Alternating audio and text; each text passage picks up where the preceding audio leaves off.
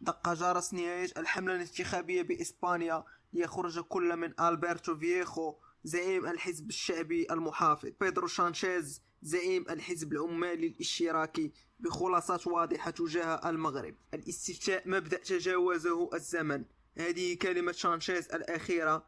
أما فييخو فشدد على رغبته في البحث عن اتفاق جديد مع المغرب بخصوص قضية الصحراء المغربية، معتبرا أن هذا القرار يهم سانشيز وحده وليس الدولة الإسبانية. ومع حدوث تغييرات مثيرة في أرقام نتائج الاستطلاعات الرأي الإسبانية التي تشير إلى وجود ريمونتادا للاشتراكيين في انتخابات يوم غد الأحد، يتخوف اليمين الإسباني من حدوث مفاجأة في نتائج الانتخابات قد تضرب طموحاتهم في بناء حكومة جديدة تقطع العهد مع زمن سانشيز الذي بقي طيلة الحملة صامدا وواثقا من قراراته الداخلية والخارجية، في وقت ينظر الناخب الإسباني بدهشة تناقض خطابات فياخو باستمرار.